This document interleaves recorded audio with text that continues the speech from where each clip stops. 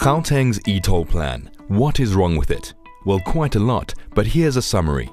In 2004, the need for Gauteng's Freeway Improvement Project, abbreviated as GFIP, was planned to deal with the increasing congestion on Gauteng's freeways. A normal decision that authorities take to keep pace with a growing economy. It had to be done, and no one bemoans this fact. The question is, how does one fund this freeway upgrade? Normally, this kind of social infrastructure is funded using society's taxes. In addition, we have the fuel levy, a user-pays tax applied specifically to motorists. Today's fuel levy of R2.13 per litre produces well over 40 billion rands for the national tax coffers per annum, which is far more than what is spent on South Africa's roads.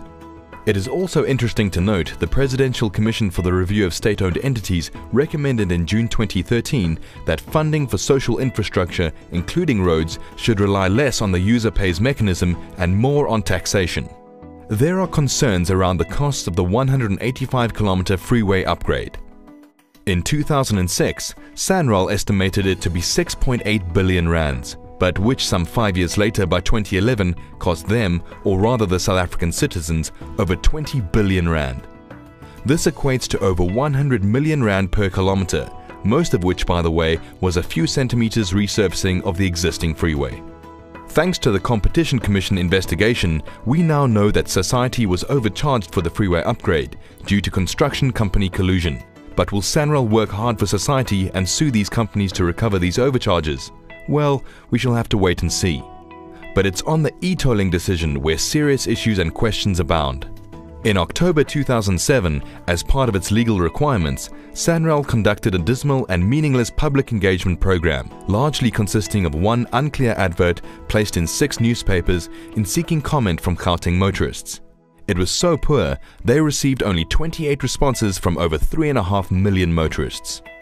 It's no wonder society was astounded in 2010 when SANRAL began to erect an elaborate 45 gantry e-toll system onto their existing freeways, in an attempt to extract funds from the road users to pay for the upgrade.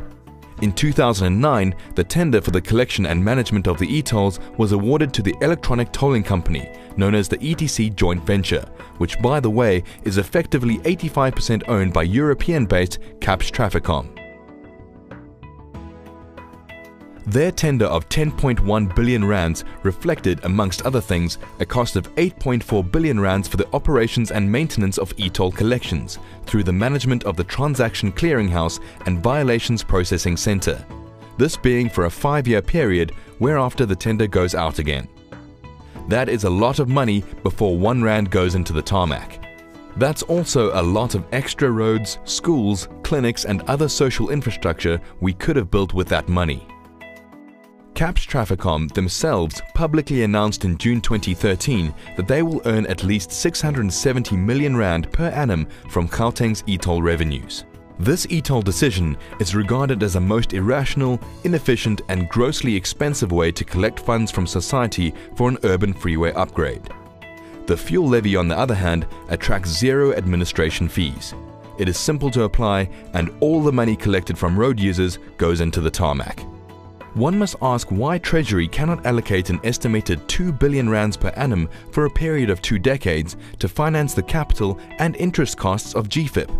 This is less than 0.2% of Treasury's annual receipts.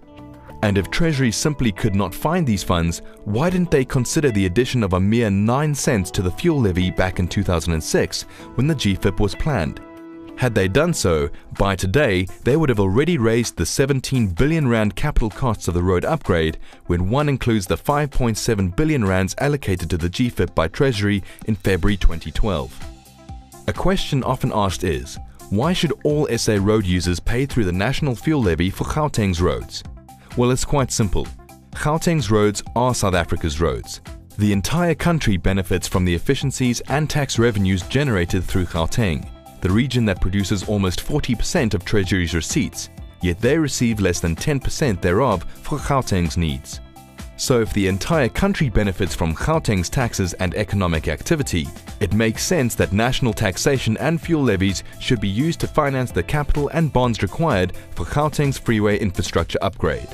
Today, there is enough evidence that exposes e-tolling's administration process and enforcement mechanisms as being inefficient and grossly flawed.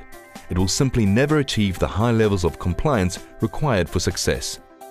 Most sectors of society have condemned the e-toll plan, from business to labour to major religious groups to the South African Local Government Association, as well as all political parties, barring of course the ruling party. The list is long. Today, SANRAL have missed 5 e-toll launch dates, wasting years of time, money and effort, trying to implement a most cumbersome, unpopular, unenforceable and virtually unworkable system.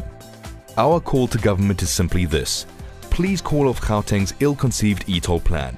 Everything points to its failure, if indeed it is ever forced into being in its current format and with its current contracts. Start again, and this time around seek input from all stakeholders, most importantly the users.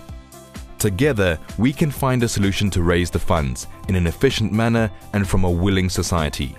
Together we can get SANRAL's credit rating back to where it ought to be, and we can get SANRAL back to doing what they do best, building roads for the country. And we can all get on with our jobs of building a nation whose prosperity ought to be far greater than what it is today.